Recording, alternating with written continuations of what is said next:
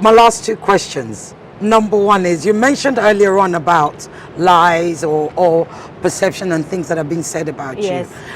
you. In particular to do with Nigerians. Yes. What do you hold up to? Because I saw a video of you talking about your mother. Yeah. And having Nigeria. been, yeah. Right? There's also word of that you used to post that you were dating a Nigerian and everything. Can you put that together and just unpack that for us? What is true, what is false? So, because it is believed that that's partly why you hate Nigerians. I don't hate Nigerians. Okay. They make me angry. Why? Because of their attitude and their behavior in the country. How so? Because of the drugs. Because but of not the... all. Of course, is that a representative? It's not all. Mm-hmm. I'm listening. It's not all. Mm-hmm. That's why I'm saying I have very good Nigerian friends that we discuss football with, that we happen to be Lionel Messi fans, right. And we all love Messi. And that's why I have some Nigerians who are even supporting me. Henry Talks, Ace, all of those people, because they understand what I'm saying. Yes. I have some of them as friends, so I know that. I know that I'm talking about those particular ones. I'm not talking about... So, I don't know, when I speak, and I speak about Nigerians in a negative tone, I'm talking about those ones. I'm not talking about every single Nigerian. Unfortunately, it's going to come out as generalized because they are a general group, unfortunately. It's because more of them are coming in undocumented. You understand? And as you can see, those Malawians that are over there, they can't afford to live here. Do you understand? They can't afford to live here. They can't afford to live here. Do you understand? So where are they going to live? Because remember, when those Malawians are going to hospitals, I'm talking about those particular ones because... The ones outside, yes, yeah. They go to hospitals where there's other black people. I know that I'm talking about those particular ones. I'm not talking about... So, I don't know, when I speak, and I speak about Nigerians in a negative tone, I'm talking about those ones. I'm not talking about every single Nigerian. So when we talk about that, it's not because we're saying... We look at Nigerians and we say, "Oh, we hate you." No. No, you said something. You said yes. No, we you hate said they're annoying. Behavior, yes. Not them as people. We don't like the things they're doing in the country. That's a fact. And we just wish that the ones that are there that can acknowledge of what happened to your mom. So what happened with my mom is that she was married to a Nigerian. Okay. That she was not married to. So what happened with my mom is that she was married to a Nigerian. So what happened with my mom is that she was married to a Nigerian. Okay. That she was not married to. And she was told when she tried to divorce, they said when she tried to remove the marriage and do it, they said she had to divorce and he would give half of it. And that was the whole fight around that. Do you know where he was? I mean, did she know him? Don't know the person at all. So how did she end up being married to him? It's the thing I was telling you about. The Home Affairs fraud and corruption. Right. That they do that. It was a normal thing, long time ago, before they tightened up the system.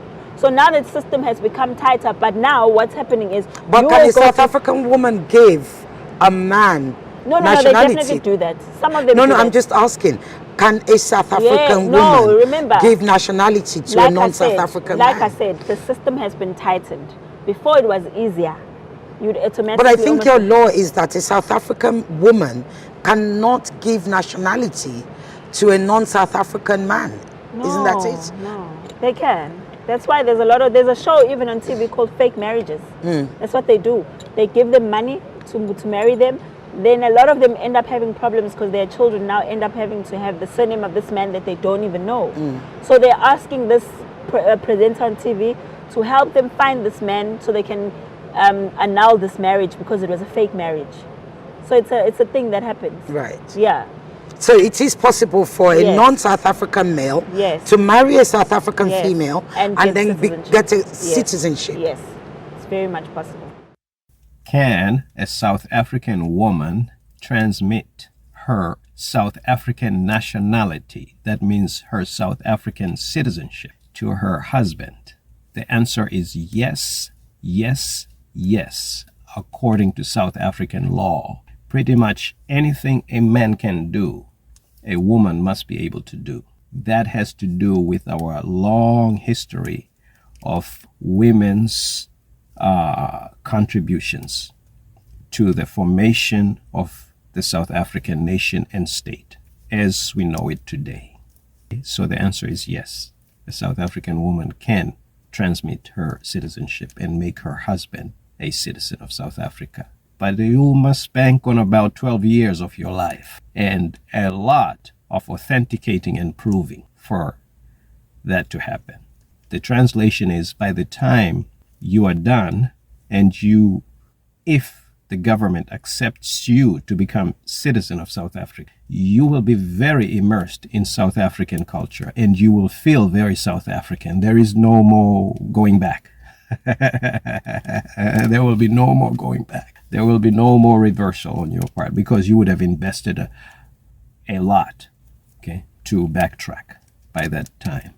At the most, you must count on about 20 years. So yeah, you'll be lucky to have that go through, your citizenship come through in under 12 years. You will be very, very lucky. That means you must be kind of wealthy or have plenty of resources because you will be going to Home Affairs a lot and corresponding with them a lot, doing a lot of fingerprinting and doing a lot of police records, background checks.